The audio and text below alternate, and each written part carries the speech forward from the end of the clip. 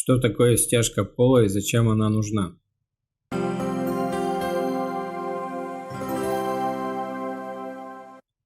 В самом начале возведения дома не каждый застройщик задумывается о такой важной составляющей здания, как стяжка пола. Так что же это такое? Можно сказать, что это выравнивающая часть своеобразного многослойного пирога, которым и является конструкция пола. Но это вкратце. А теперь рассмотрим подробнее назначение данного элемента. Так для чего же нужна стяжка пола и каковы ее функции? В первую очередь, стяжка является корректирующим, выравнивающим слоем, так как конструкция перекрытия имеет достаточно грубую шероховатую поверхность. Отсюда вытекает еще одна ее функция. Она служит основанием для чистого пола, нивелирует все недостатки несущих структур. Помимо этого, вам необходимо спрятать конструктивные элементы покрытия, трубы теплого пола, инженерные сети, тепло- и звукоизоляцию, с чем успешно справляется стяжка. Она же позволяет создать необходимый уклон пола для стока воды во влажных помещениях. Это весьма удобно для моделирования той среды, которая подходит именно вам. Распределение нагрузок – безусловно важная функция стяжки. Она позволяет без проблем устраивать желаемые покрытия чистого пола, а также располагать различную мебель и оборудование. Таким образом, если вы желаете ступать на эстетичный ровный пол, вам необходимо устраивать стяжку. Вопрос только в том, какая будет оптимальная для вас. Виды стяжки пола.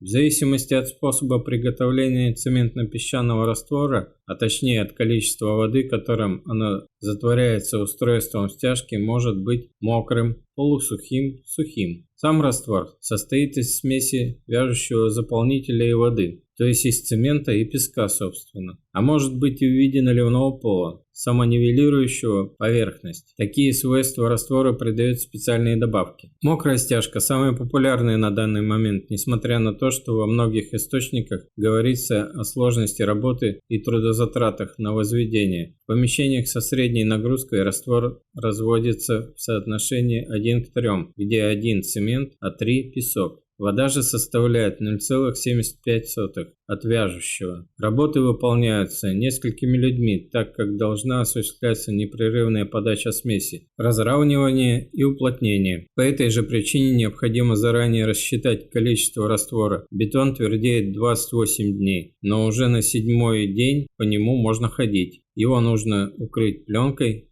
и каждый день поливать водой.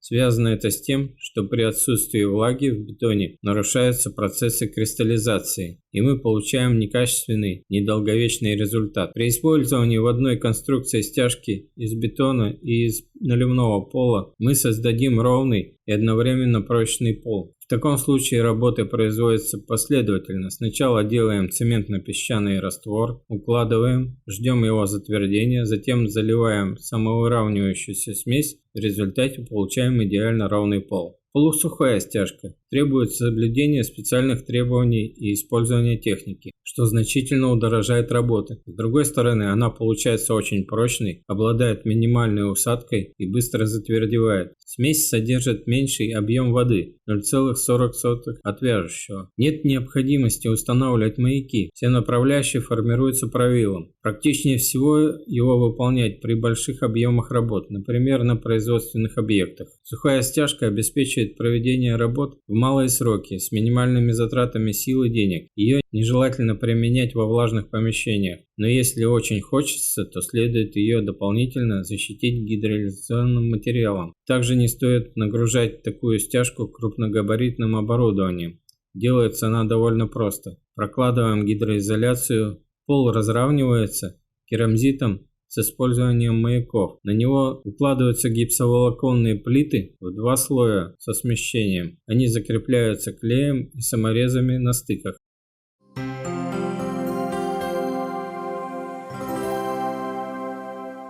Виды конструкции стяжки. плавающей или же сборной. Если пол устраивается по перекрытию, то зачастую ее делают связанной. Для дополнительной прочности ее армируют. Причем армирующая сетка по возможности должна располагаться посередине. Как правило, такая конструкция состоит из двух слоев. Непосредственно плита перекрытия и по ней стяжка. В качестве арматуры могут использоваться металлическая сетка, сеть из стекловолокна или же пластика. Если в смеси изначально было добавлено полипропиленовое фиброволокно, то оно также выполняет упрочняющую функцию. Плавающая стяжка на деле не передвигается свободно. Данное понятие означает лишь то, что под ней есть дополнительные слои – теплоизоляция, парагидроизоляция, то есть она не примыкает прямо к перекрытию. Такой вид стяжки необходим при обустройстве пола по грунту, дабы избежать промерзания и сырости в здании, или же во влажных помещениях, чтобы не сталкиваться в будущем с проблемой плесени. Она удобна для размещения вне инженерных сетей. На примере пола по грунту рассмотрим порядок слоев сверху вниз. Выравнивающий слой, армирующий слой, теплоизоляция, пенополистирол, гидроизоляция, черновая стяжка, полиэтиленовая пленка, песок, уплотнительный гравий. Выравнивающим слоем может служить наливной пол. Касательно армирующего, все то же самое, что и в случае со связанной стяжкой. В зазор между стеной и полом укладывается демпферная лента, полимерную пленку загибают до уровня чистого пола, опять же для недопущения сырости. Сборную стяжку также называют сухой, она мало весит, следовательно не создает больших нагрузок для перекрытия. Можно встроить коммуникации, используется лишь в сухих помещениях и в помещениях с нагрузкой до 1 тонны. Зато такой вид стяжки очень прост в изготовлении и не требует больших трудозатрат. Содержит всего 3 слоя. Плиты гипсоволоконные могут быть влагостойкими. Сухая подсыпка, каждый подбирает наиболее выгодную для себя, распространенной является керамзит. Гидроизоляция, полимерная пленка. Для звука и теплоизоляции нужно положить демпферную ленту по периметру помещения с сухой стяжкой, иначе вследствие перепада температур, особенно при устройстве теплого пола, могут пойти трещины.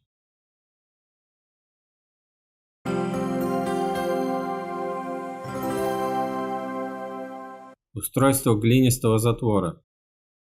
Если ваш дом расположен на неблагоприятной территории, то есть грунтовые воды, подходящие весьма близко к фундаменту, вам необходимо задуматься об устройстве глинистого затвора. Он не допустит попадания влаги к внутренним конструкциям сооружения. Затвор представляет из себя смесь глины и фиброволокна. Изначально грунт уплотняется виброплитой. Заранее рассчитывается нужное количество материала, основанное на площади и толщине. Глина укладывается воронкой и заполняется водой за сутки до применения. Перемешивают все стопами до консистенции густой сметаны и размещают равномерно по всей поверхности. Укрывают пленкой, поливая водой при высоких температурах на улице. Как только по затвору можно будет свободно, без деформации пройтись, работу можно возобновлять.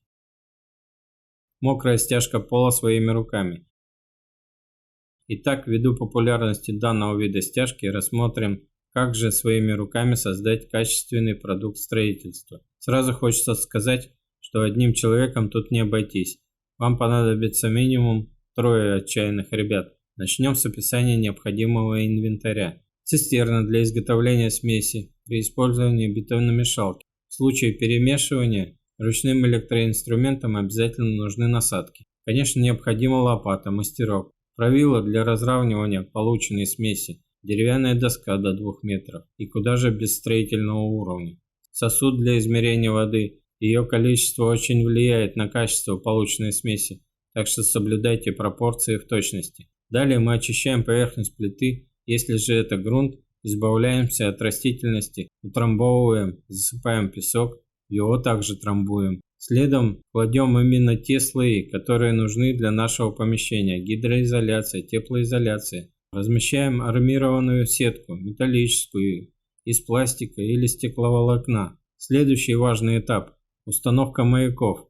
От них будет зависеть, насколько ровно получится результат. Их нужно разместить горизонтально, можно закрепить их на раствор. Можем замешать часть именно для маяков. Выкладываем его кучками вдоль направляющей линии и равняем по уровню. Начинать располагать маяки нужно на расстоянии 20 см от стен. Высота маяков 2-3 см. Шаг маяков зависит от длины правила. Он должен быть меньше примерно 1-1,5 метра. Замешиваем раствор с соотношением цемент-песок 1 к 3, вода, цемент 0,75. Можно добавить по возможности полипропиленовое фиброволокно и пластификатор в соответствии с инструкцией. Это повысит прочность и пластичность вашей смеси. Изготовление раствора начинается с наполнения емкости водой. Полученный раствор нужно как можно скорее применить в течение 2 часов. Заливка стяжки всегда начинается от дальнего угла помещения к выходу. Желательно, чтобы один человек замешивал раствор, другой подавал, а третий равнял. Двигаться нужно от дальней стены на себя, двигая правило слева направо и наоборот. Как только стяжка затвердеет, нужно избавиться от маяков и заделать щели тем же раствором. Нельзя устраивать проветривание, пока она не наберет достаточной прочности. Бетон твердеет 28 дней. Если стяжка будет сильно сохнуть, нужно смачивать ее водой. Какую стяжку лучше выбрать? Выбор стяжки основывается на индивидуальных требованиях застройщика. Ориентироваться стоит исходя из бюджета, объема работ, времени изготовления, материала чистого пола, эксплуатационных свойств помещений. Зачастую оптимально для разных помещений делать разную стяжку. Наиболее популярной можно назвать мокрую стяжку, ибо она обладает хорошим соотношением цена-качество. Продумывая каждый шаг строительства, в итоге вы получите именно тот дом, в котором вам и вашей семье будет комфортно жить.